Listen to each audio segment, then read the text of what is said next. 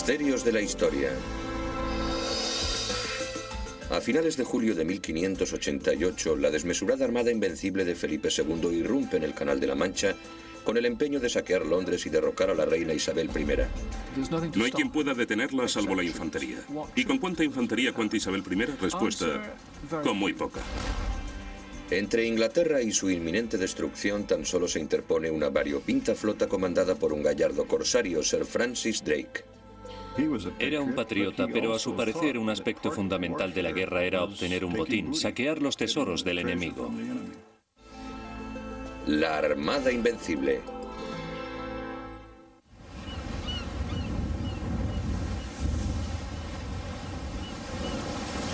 La isla escocesa de Ferr, 1970. El arqueólogo submarino Colin Martin realiza un asombroso descubrimiento. El pecio intacto de un barco perteneciente a la Armada Invencible.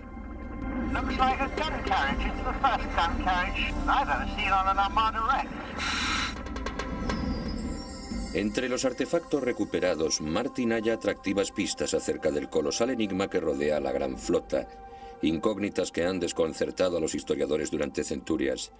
¿Cómo es posible que unas fuerzas tan imponentes fracasasen en su misión de conquistar Inglaterra, una guerra que España daba por ganada?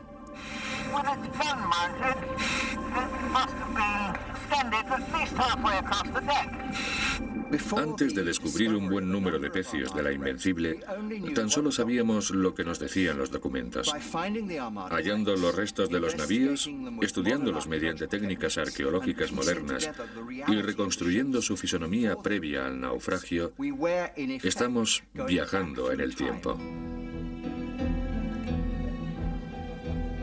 1558, el gigantesco imperio español se dispone a ceñir todo el globo terráqueo. Con sus territorios extendiéndose desde Finisterre hasta Macao y las Indias Occidentales, el rey Felipe de Habsburgo es el soberano más poderoso del mundo. A raíz de la conquista de las Islas Filipinas, que comenzó en 1565, se puede afirmar que, en rigor, en su imperio jamás se ponía el sol. La adición del Reino de Portugal lo redondea, pero una vez que tienes las Filipinas en el otro extremo del mundo, posees un imperio enorme. Felipe II trata de aunar todas las naciones católicas bajo una misma corona. Su estrategia incluye casarse, siendo aún príncipe de Asturias, con su prima, la católica María Tudor, a la sazón reina de Inglaterra. Se trata de una jugada calculada para procurar protección a sus posesiones flamencas contra una posible invasión francesa. Uno de los grandes atractivos del matrimonio con María Tudor, una mujer mucho mayor que Felipe y que posiblemente ha sobrepasado la edad fértil, es no obstante que se trata de la reina del país que se encuentra frente a los Países Bajos, y aunar Inglaterra y los Países Bajos le brinda protección para sus territorios. A instancias de su esposo Felipe, la reina María Tudor comienza a instituir una armada moderna. Bautiza su primer barco con el nombre de Felipe y María en conmemoración de su casamiento. Sin embargo, se avecina una contrariedad. María fallece a causa de un cáncer de ovarios. Cuando la hermanastra de María, Isabel I, sube al trono en 1558, comienza inmediatamente a restaurar el régimen protestante en Inglaterra. En un postrer intento de detener el proceso, Felipe escandaliza al mundo proponiendo matrimonio a Isabel. Creedme, si no fuese por el amor de Dios, jamás haría tal cosa. Nada podría obligarme a ello, salvo el claro convencimiento de que de este modo ganaría el reino de Inglaterra para su servicio y fidelidad. Isabel rechaza a su reacio pretendiente y Felipe regresa a España, abandonando por el momento toda esperanza de conservar vivo el catolicismo en Inglaterra. Felipe e Isabel coexisten razonablemente en paz durante sus primeros 10 años de reinado. Pero después Francis Drake y John Hawkins regresan del Caribe afirmando haber sido atacados por los españoles. Durante varios años, el capitán inglés John Hawkins y su joven primo y pupilo, Francis Drake, han explotado una lucrativa ruta de tráfico de esclavos entre África y las colonias españolas del Nuevo Mundo, ocasionando grandes disgustos al rey Felipe. Estrictamente hablando, estos hombres eran piratas, y pocos de ellos se plegaban a la autoridad de Isabel I, por mucho que ésta financiase sus expediciones. Drake alegaba contar con el beneplácito de la reina, pero jamás lo demostró a nadie, de modo que los españoles consideran esta práctica mera piratería.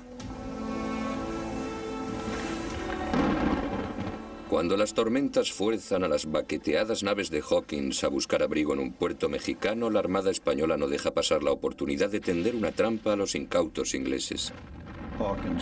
Hawkins y parte de sus hombres se las compusieron para huir por los pelos a otro buque llamado Minion, y el propio Drake se embarcó en un pequeño navío. Hawkins le envió órdenes de regresar. Volved, llevo demasiados hombres a bordo de esta nave y quiero que recojáis a algunos. Drake hizo caso omiso a su orden, no regresó y partió por su cuenta de aquel puerto, abandonando a Hawkins con su barco sobrecargado. Respaldando a sus capitanes corsarios, Isabel responde a este ataque a las naves inglesas, asaltando 5 galeones españoles cargados de tesoros. Felipe II, airado, comienza a maquinar un modo de derrocar a Isabel. Inopinadamente se le presenta la ocasión propicia en 1570, cuando el Papa Pío V excomulga a la soberana. La bula de Pío V declara depuesta a Isabel y autoriza a cualquier católico para asesinarla y a cualquier monarca católico para destronarla. De modo que el Papa recurre a Felipe II y le propone hacerse cargo de la empresa. Al principio el rey no se muestra interesado. Sin embargo, un agente papal destinado en Inglaterra, Roberto Ridolfi, se presenta en la corte española y dice: «He urdido una conspiración para vos». El intrincado plan de Ridolfi para asesinar a Isabel y sustituirla por la católica reina de Escocia, María Estuardo, intriga a Felipe. Promete enviar fuerzas invasoras a fin de secundar la insurrección, si bien jamás llega a estallar. Los espías de Isabel descubren el complot. Arresta a los conjurados. A raíz de la maquinación de Ridolfi, Isabel está dispuesta a cooperar con cualquier opositor a Felipe II. Isabel comienza a proveer descaradamente de fondos y tropas a los revoltosos holandeses a fin de sostener su guerra contra España. Más adelante pone en práctica una campaña para atacar a Felipe donde más le duele, en su bolsa. A partir de 1572, Isabel comisiona a Hawkins y Drake para emprender una serie de expediciones corsarias. Con la mayor frescura saquean las posesiones españolas de la cuenca del Caribe, capturando un sinnúmero de ricos botines. Francis Drake adquiere una reputación casi mítica entre los españoles a causa de sus diestras y audaces hazañas. Cada vez que enviaban informes a la metrópoli, en lugar de escribir que se había producido una incursión pirata y la ciudad había resultado incendiada, decían: «Hemos padecido la peor correría pirata imaginable». No solo es un pirata y por añadidura inglés, sino que se trata de Drake, el dragón. Cuando Felipe II envía una inmensa flota a la caza de Drake, el artero navegante pone rumbo oeste y regresa a Inglaterra circuyendo el globo, convirtiéndose así en el primer inglés que logra semejante proeza. Se trata de una circunnavegación. Drake bate un récord al completar la vuelta al mundo, obteniendo un magnífico botín asaltando y asesinando. Y todo ello a expensas de Felipe II. Al rey prudente le hierve la sangre cada vez que recibe noticias de un nuevo golpe inglés, y sin embargo se resiste a contraatacar contundentemente. Por fin el rey se ve obligado a tomar la iniciativa en 1585 cuando Drake traslada sus razias a los puertos gallegos, según se dice profanando iglesias y atacando a curas y monjas. Es la guerra.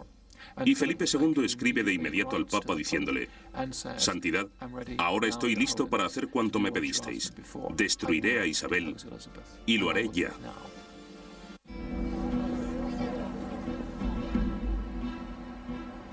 En 1585, con la espina de las recientes correrías de Francis Drake aún clavada, el rey Felipe de Habsburgo toma la trascendental decisión de invadir Inglaterra y derribar a la reina Isabel. Escribe a sus comandantes más destacados, el duque de Parma, que está al mando de las tropas de los Países Bajos, y el marqués de Santa Cruz, almirante de la flota de Lisboa, y les dice: «Quiero invadir Inglaterra, ofrecedme un plan».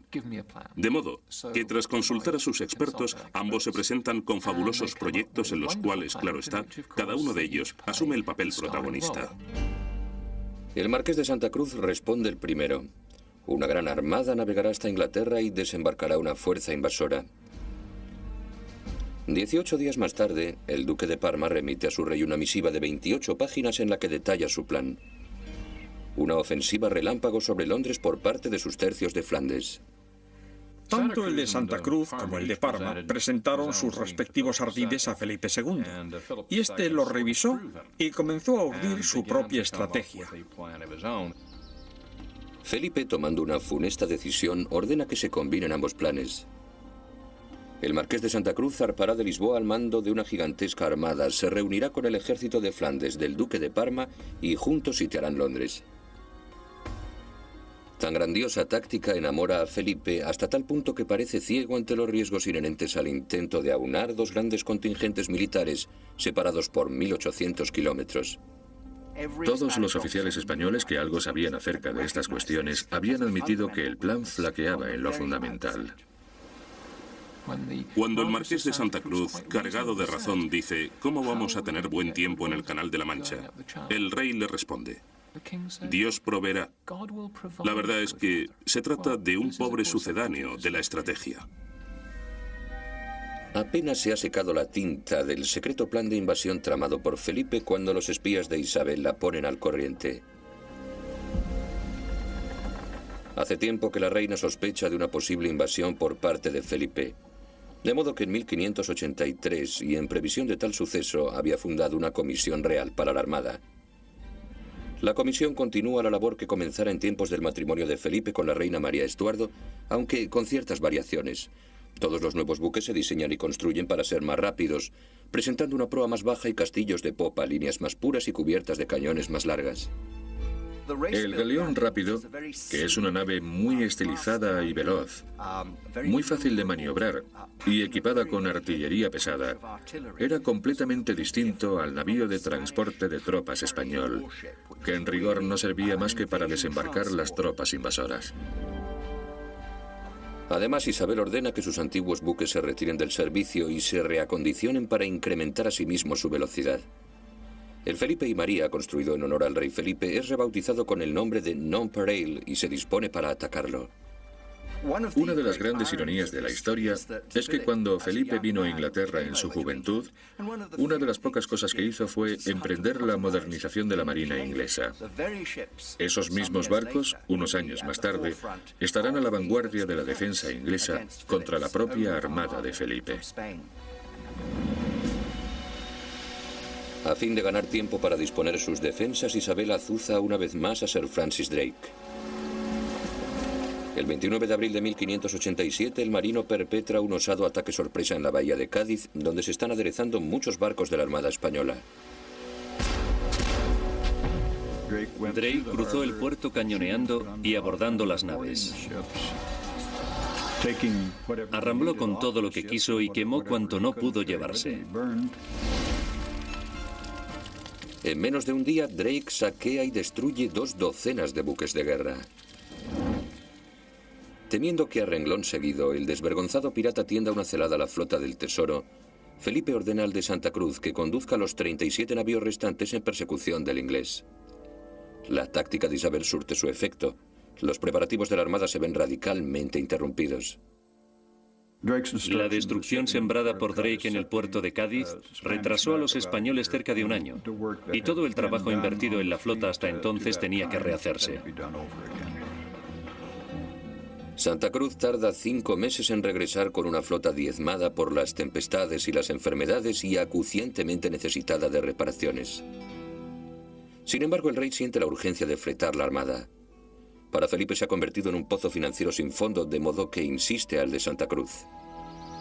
Es tanto el tiempo que se ha perdido hasta ahora, que cada hora de dilación me causa más aflicción de la que podáis imaginar. Os encomiendo y ordeno con la mayor severidad que partáis antes de que finalice el mes corriente. Santa Cruz es incapaz de satisfacer las demandas del rey. Contrae el tifus y fallece el 9 de febrero, abandonando una armada desquiciada en ausencia de su almirante. El rey debe encontrarle un sustituto inmediatamente. En Lisboa nadie cuenta con la experiencia ni el estatus social necesarios para comandar una flota tan aristocrática. La Armada ha atraído a sus filas a todo tipo de notables españoles, así que quien quiera que asuma la responsabilidad del marqués debe gozar de distinción social. Así las cosas, el duque de Medina Sidonia es el candidato lógico. Pese a ostentar un título y un linaje adecuados para el cargo, Medina Sidonia carece de experiencia naval. Cuando Medina Sidonia recibió el nombramiento de manos de Felipe, al parecer se quedó estupefacto.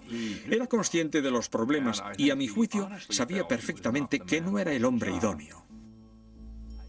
No dudo que vuesa majestad me otorgará la merced que humildemente le suplico, y no me encomendará un menester del que a buen seguro no podré responder a satisfacción, puesto que ni sé ni entiendo de él.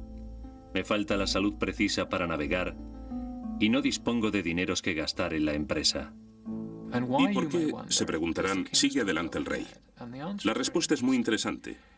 Los secretarios del rey leen la misiva, pero no se la transmiten. Responden directamente a Medina Sidonia. No se la hemos mostrado al rey, porque todo el mundo sabe que se os ha encomendado esta misión.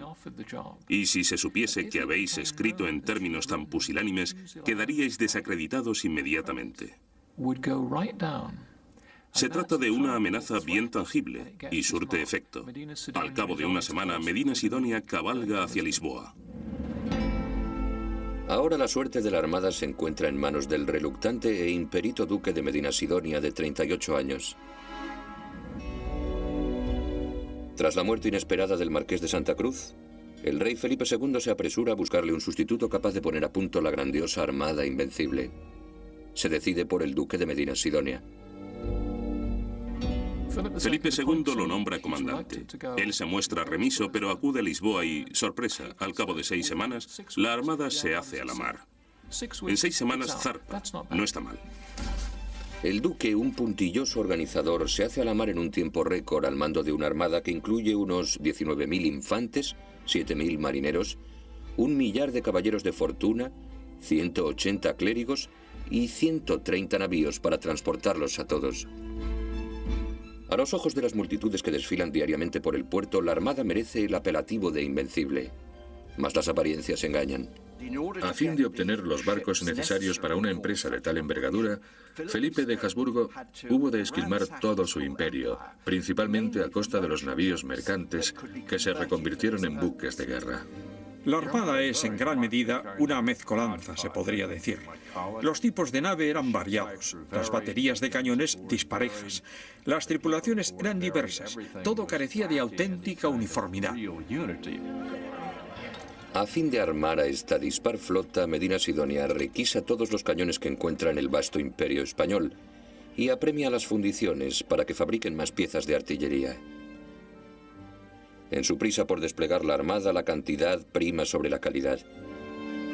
A resultas de tanta precipitación, buena parte de los 2.431 cañones de la flota es de muy pobre factura. Sus diferencias son extraordinarias.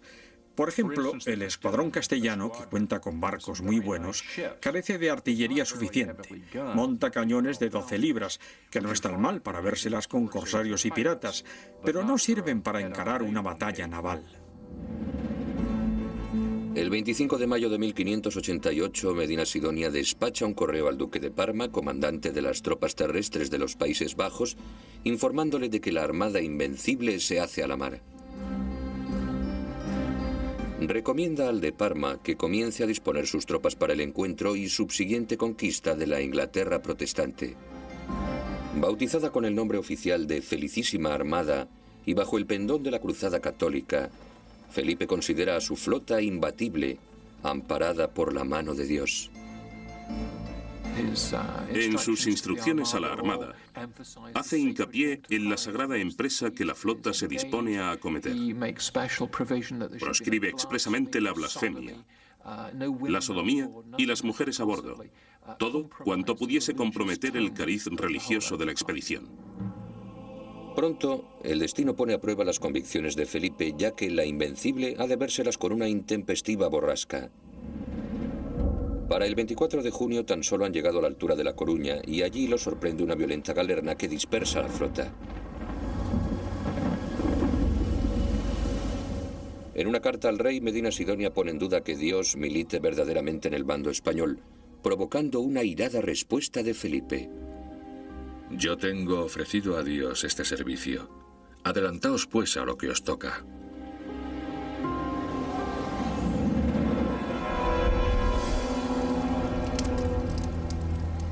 El 29 de julio de 1588 los faros de alarma llamean por toda la campiña inglesa proclamando que ya se ha avistado la armada frente a la costa.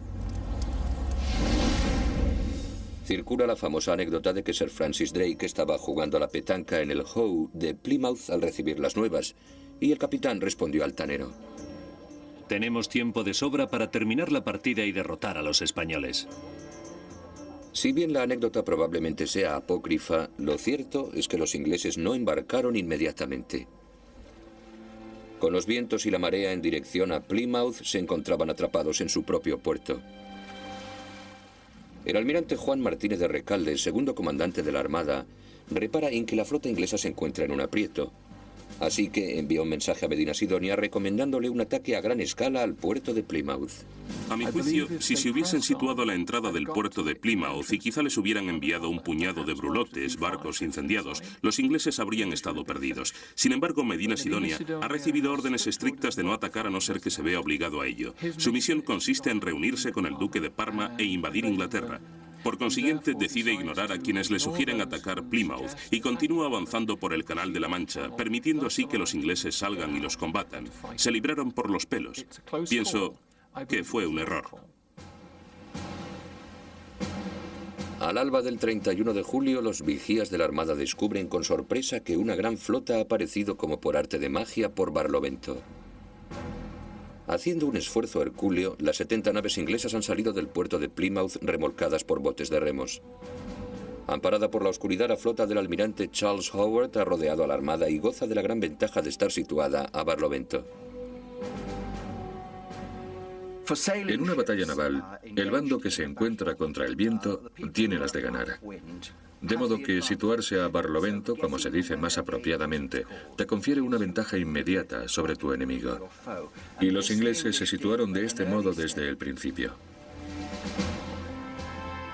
Al verse enfrentada a la flota inglesa, la Armada maniobra con destreza, adoptando una formación de batalla en forma de media luna, con los navíos más robustos en las alas de vanguardia y los más frágiles protegidos en el interior. Los ingleses debieron de pensar: Dios mío, estos tipos saben lo que se hacen, ya que se trata de una hazaña naval impresionante. Resulta difícil imaginar cuán imponente debió de resultarles la Invencible a los ingleses la primera vez que la divisaron. Posiblemente se trataba de la mayor concentración que nadie hubiera visto. La excelente disciplina que los españoles demostraban en la formación convertían a la Armada en un objetivo demasiado formidable para atacarlo. Y los ingleses, al principio al menos, no tenían ni la más remota idea de cómo acometerla.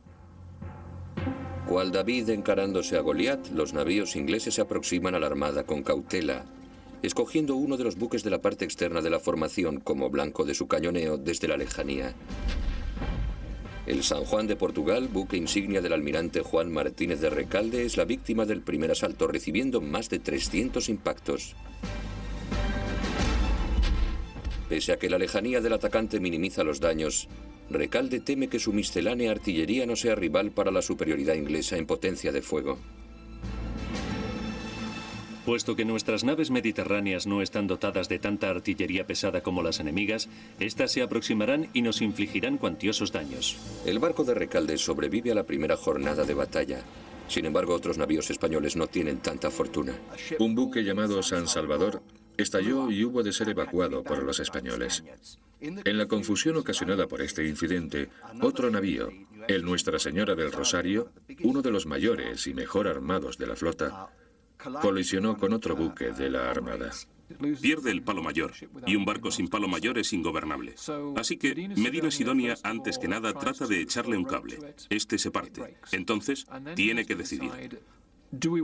¿Aguardamos a que se repare o seguimos avanzando? Si queremos cumplir nuestras órdenes, debemos arribar a Flandes lo antes posible. Y finalmente se decide por esto último. El segundo comandante, Juan Martínez de Recalde, se opone vehementemente a tal decisión. Pero una vez más, el obstinado Medina Sidonia hace valer su autoridad. El Nuestra Señora del Rosario, con 50.000 ducados del Tesoro Real y grandes provisiones de preciosa pólvora a bordo, es abandonado a su suerte para que se defienda por sí solo de la envalentonada armada inglesa. Al amanecer del 1 de agosto de 1588, el comandante del malhadado Rosario descubre atónito que la armada se ha esfumado. Lo ha abandonado, continuando viaje hacia Flandes, donde se encontrará con el duque de Parma. Siguiendo la estela del maltratado navío, navega un solitario galeón inglés, el Revenge, la Venganza, el buque insignia del mismísimo Francis Drake. El capitán del Rosario se enfrenta a una crucial decisión. El comandante, un tal don Pedro de Valdés, es miembro del Consejo de Guerra y está al tanto de absolutamente todo el plan. Y dice, solo me rendiré a Sir Francis Drake en persona. Y la respuesta a su mensaje, aunque parezca mentira, dice, Drake viaja a bordo del barco que tenéis enfrente. Réplica de acuerdo. Y Drake sube a bordo, recoge su espada y se lleva con él a don Pedro. Su colega el capitán Martin Frobisher se burla de la acción de Drake. Para capturar el Rosario, Drake ha tenido que abandonar su posición a la cabeza de la flota, permitiendo así que el resto de las naves se dispersen durante la noche. Sus compañeros estaban furiosos, no por haberlos abocado a tan tremendo riesgo, sino por haber sido el primero en hacerse con el tesoro. Cuando Frobisher descubrió lo que Drake había hecho, pensó que había actuado así bien por cobardía, bien por traición. Dijo, desconozco el motivo, pero a fe mía que es uno de esos dos. Lo que Frobisher no sabe es que Drake podría haberse apoderado de algo más que el tesoro del Rosario y su capitán. No es más que una teoría, pero a mi juicio, el hablar directamente con uno de los capitanes del escuadrón, sometiéndolo a un sutil y mesurado interrogatorio, descubriendo quizá cómo habían concebido la ofensiva, es como apoderarse de los planes secretos del adversario. Al día siguiente, Drake arremete contra un nuevo barco español. Lo rodea una y otra vez lanzándole andanadas. Se diría que trata de averiguar cómo responden los españoles, y la respuesta es no hacen nada. En los días siguientes a la captura del Rosario, los comandantes ingleses se muestran más atrevidos. Se aventuran más cerca de los buques españoles y los acosan con un fuego incesante.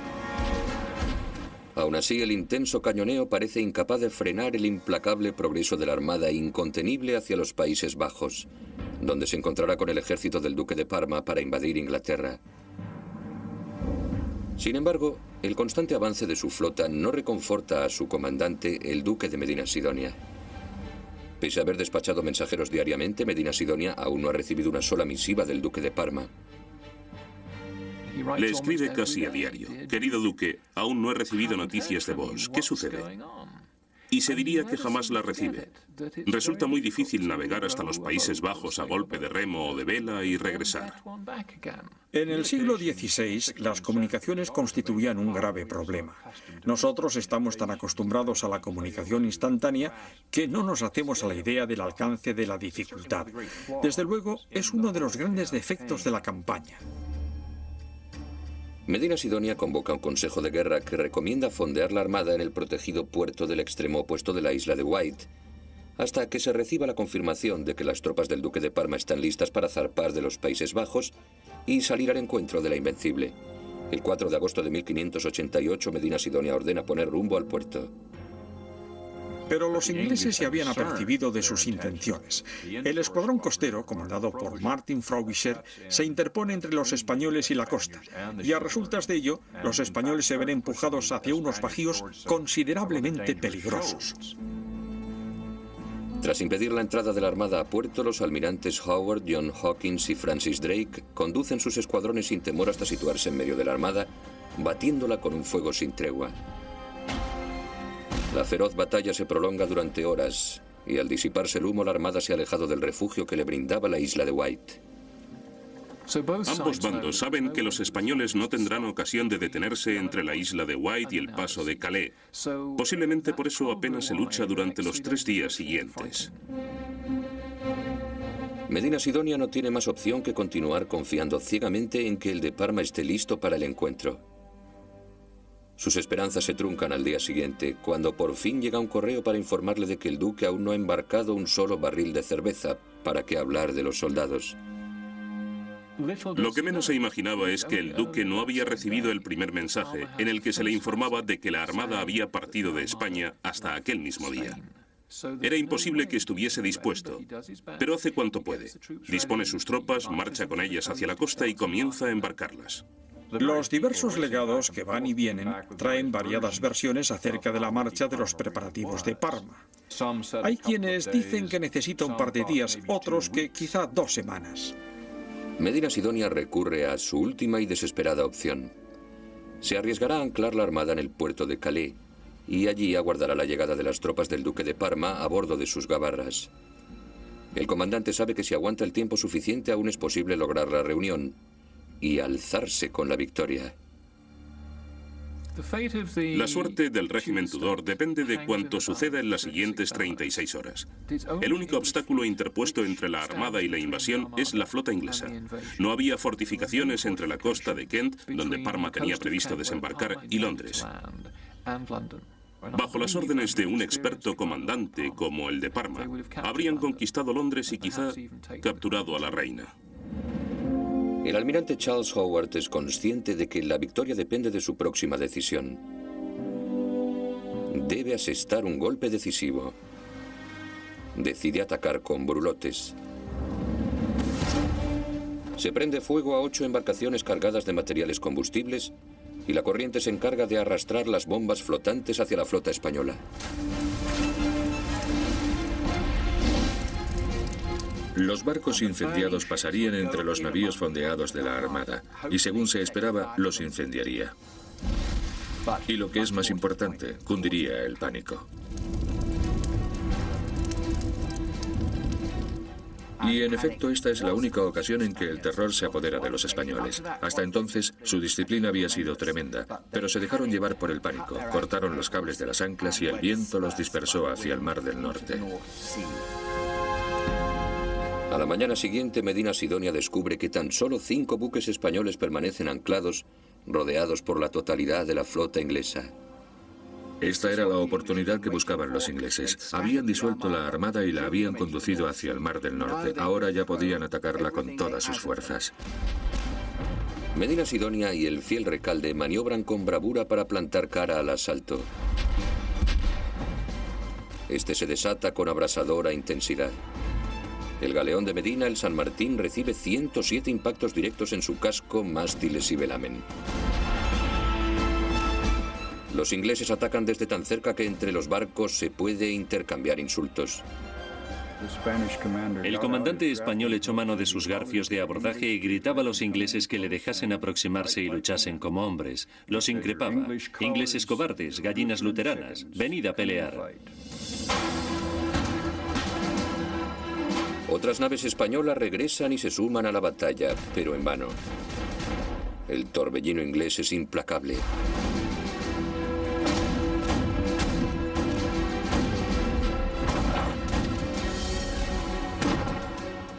Por las cubiertas de los buques de la Armada corre a raudales la sangre de los 1000 españoles muertos y los 800 heridos. Asombrosamente, tan solo 100 ingleses sufren daños.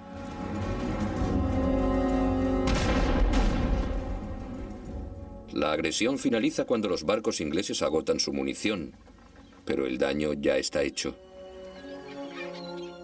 Durante el acaloramiento de la batalla, la fuerte corriente ha arrastrado a los maltrechos y diseminados navíos españoles hacia el Mar del Norte, donde ya no tendrán oportunidad alguna de reunirse con el duque de Parma.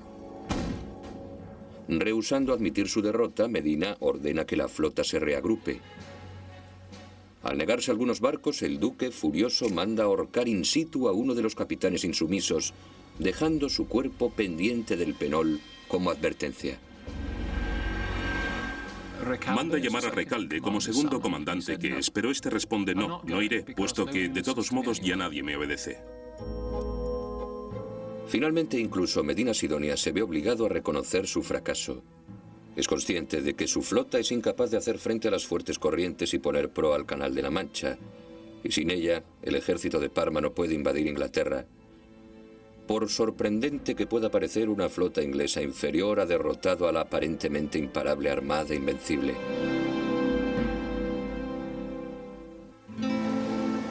En el Mar del Norte, a la deriva, Medina Sidonia y sus capitanes evalúan sus cada vez más menguadas opciones. Llegan a la conclusión de que lo más acertado es regresar a España. Y la única ruta segura, sin tener que encararse de nuevo con los ingleses que los han derrotado, es rodeando Escocia. Tan pronto como los barcos ponen rumbo norte, se topan con un rosario de violentas tempestades. Una buena parte de los malparados barcos pierde sus jarcias y se estrella en las inhóspitas costas de Escocia e Irlanda. Quienes no perecen ahogados se ven a merced de los soldados ingleses destinados en la región. La triste realidad es que los ingleses lo rodearon y tirotearon. Después, desde luego, los ingleses culparán a los salvajes irlandeses de haberles matado a golpes para robarles el dinero y las alhajas. Pero lo cierto es que fueron los propios ingleses los principales culpables de la matanza de varios millares de españoles que desembarcaron en las costas irlandesas. El 21 de septiembre de 1588, 2 meses después de la dichosa partida de La Coruña, Medina Sidonia regresa renqueante a España al frente de 8 baqueteados galeones. Su buque insignia se sostiene literalmente gracias a las maromas que ciñen su casco. De las 130 naves que zarparon hacia Inglaterra, 70 se han perdido junto con 12.500 hombres. El almirante Juan Martínez de Recalde, el segundo comandante de la Armada, también consigue regresar a España, donde muere al cabo de 2 semanas. En cierto sentido, Recalde es quien tiene la última palabra, ya que lo último que hace en su vida es cursar un informe en el que critica sin ambajes, explícita y reiteradamente, las decisiones de su comandante supremo Medina Sidonia. Sin embargo, posiblemente el rey jamás llegó a leerlo. A resultas de ello, las investigaciones oficiales exoneran a Medina Sidonia y a Parma, si bien jamás dan respuesta al principal enigma. ¿Por qué fracasó la Armada? Por supuesto, lo primero que hacía todo el mundo era atribuir a Dios tanto la victoria como la derrota. A raíz de la debacle de la Armada Invencible, en Inglaterra y Holanda se celebraron grandiosas procesiones y oficios religiosos dando gracias a Dios por la victoria. Sin embargo, los expertos se pusieron a analizarlo. A lo largo de los siglos, los estudiosos han propuesto multitud de teorías para explicar el fracaso de la Armada Invencible. En 1967 la controversia se reaviva cuando los arqueólogos descubren el primer pecio de los 8 hallados frente a la costa irlandesa. Entre los restos del Santa María de la Rosa les aguarda una gran sorpresa. El primer barco naufragado carecía absolutamente de artillería. Pero lo que realmente nos sorprendió fue hallar una gran pila de proyectiles, ya que los historiadores nos dicen que la Armada fue derrotada, o al menos es una de las razones, porque se le agotó la munición. Esto sucede varios años antes de que el doctor Colin Martin descubra la siguiente pieza del rompecabezas: cañones intactos. Algunos de los gigantescos cañones presentan graves defectos de fabricación, por lo que son proclives a estallar. Sin embargo, todos comparten un problema común. El doctor Martin repara en que entre la mezcolanza de cañones, cada uno de ellos precisa de un calibre distinto, un sistema terriblemente confuso e inoperante cuando se está librando una batalla. Los españoles se enfrentaron a enormes problemas para distribuir la munición adecuada para los cañones adecuados en los barcos adecuados. Y al parecer debió de producirse tal caos que la mayoría de los buques embarcaron balas de cañón que no se correspondían con el calibre de los cañones de a bordo. Para colmo de males, ulteriores investigaciones demuestran que muchos de los mayores cañones españoles iban montados sobre tremendas cureñas de 2 ruedas. Esta disposición tan poco manejable los hacía casi imposibles de maniobrar y recargar en el transcurso de la batalla. En definitiva, los españoles lanzaban una andanada y a continuación tenían grandes dificultades para volver a disparar. En cambio, los ingleses, al haber desarrollado tácticas de artillería portátil, podían cargar y volver a cargar durante todo el combate, gracias al reducido tamaño de sus cureñas navales. Esta fue su arma secreta en 1588.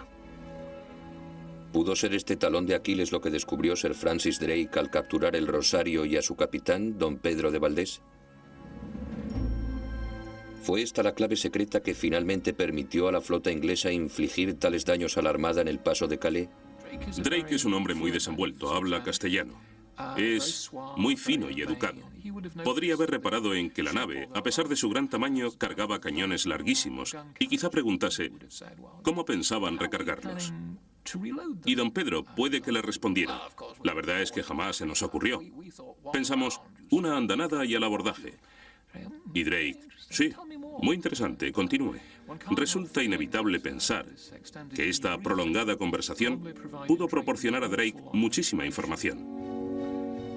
Si bien los descubrimientos del doctor Colin Martin arrojan nueva luz sobre el misterio de la inoperancia de la Armada en combate, Algunos eruditos opinan que no son sino los síntomas de un problema mucho más grave.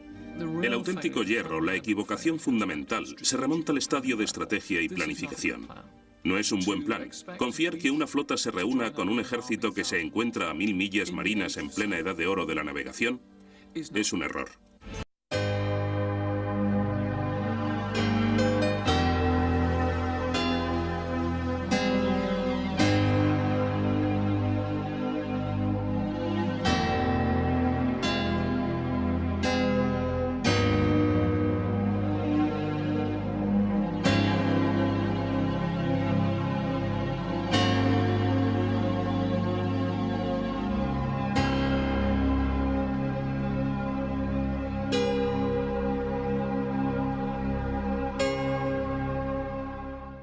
Reina Isabel I. No hay quien pueda detenerla salvo la infantería. ¿Y con cuánta infantería cuenta Isabel I? Respuesta, con muy poca. Entre Inglaterra y su inminente destrucción tan solo se interpone una variopinta flota comandada por un gallardo corsario, Sir Francis Drake. Era un patriota, pero a su parecer un aspecto fundamental de la guerra era obtener un botín, saquear los tesoros del enemigo. La Armada Invencible.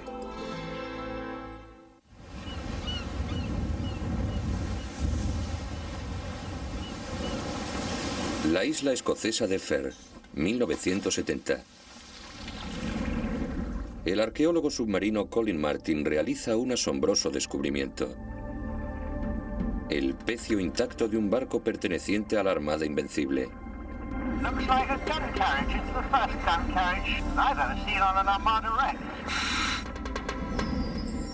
Entre los artefactos recuperados, Martin halla atractivas pistas acerca del colosal enigma que rodea la gran flota, incógnitas que han desconcertado a los historiadores durante centurias. ¿Cómo es posible que unas fuerzas tan imponentes fracasasen en su misión de conquistar Inglaterra, una guerra que España daba por ganada?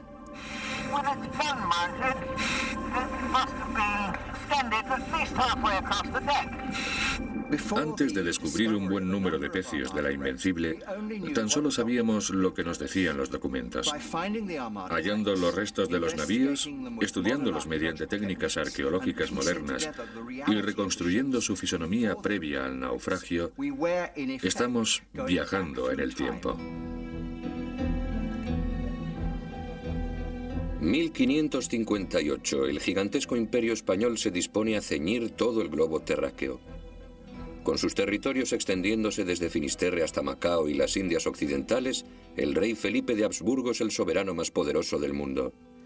A raíz de la conquista de las Islas Filipinas, que comenzó en 1565, se puede afirmar que, en rigor, en su imperio jamás se ponía el sol. La adición del Reino de Portugal lo redondea. Pero una vez que tienes las Filipinas en el otro extremo del mundo, posees un imperio enorme. A Isabel. Creedme, si no fuese por el amor de Dios, jamás haría tal cosa.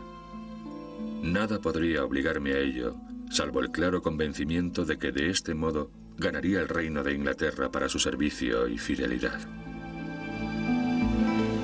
Isabel rechaza a su reacio pretendiente y Felipe regresa a España, abandonando por el momento toda esperanza de conservar vivo el catolicismo en Inglaterra. Felipe e Isabel coexisten razonablemente en paz durante sus primeros 10 años de reinado. Pero después Francis Drake y John Hawkins regresan del Caribe afirmando haber sido atacados por los españoles. Durante varios años, el capitán inglés John Hawkins y su joven primo y pupilo Francis Drake han explotado una lucrativa ruta de tráfico de esclavos entre África y las colonias españolas del Nuevo Mundo, ocasionando grandes disgustos al rey Felipe. Estrictamente hablando, estos hombres eran piratas, y pocos de ellos se plegaban a la autoridad de Isabel I, por mucho que ésta financiase sus expediciones. Drake alegaba contar con el beneplácito de la orbe. Felipe II trata de aunar todas las naciones católicas bajo una misma corona. Su estrategia incluye casarse, siendo aún príncipe de Asturias, con su prima, la católica María Tudor, a la sazón reina de Inglaterra. Se trata de una jugada calculada para procurar protección a sus posesiones flamencas contra una posible invasión francesa. Uno de los grandes atractivos del matrimonio con María Tudor, una mujer mucho mayor que Felipe y que posiblemente ha sobrepasado la edad fértil, es no obstante que se trata de la reina del país que se encuentra frente a los Países Bajos, y aunar Inglaterra y los Países Bajos le brinda protección para sus territorios. A instancias de su esposo Felipe, la reina María Tudor comienza a instituir una armada moderna. Bautiza su primer barco con el nombre de Felipe y María en conmemoración de su casamiento. Sin embargo, se avecina una contrariedad. María fallece a causa de un cáncer de ovarios. Cuando la hermanastra de María, Isabel I, sube al trono en 1558, comienza inmediatamente a restaurar el régimen protestante en Inglaterra. En un postrer intento de detener el proceso, Felipe escandaliza al mundo proponiendo matrimonio.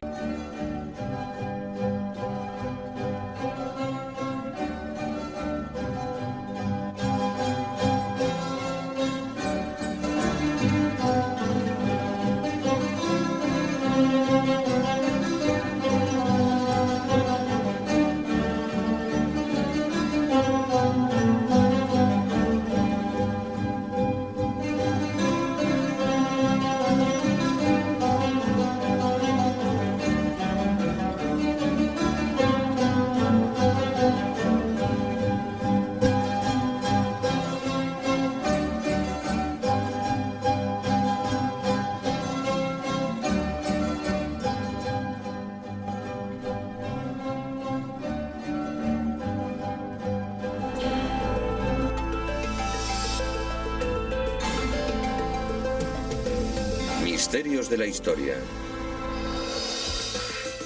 A finales de julio de 1588, la desmesurada armada invencible de Felipe II irrumpe en el Canal de la Mancha con el empeño de saquear Londres y derrocar a la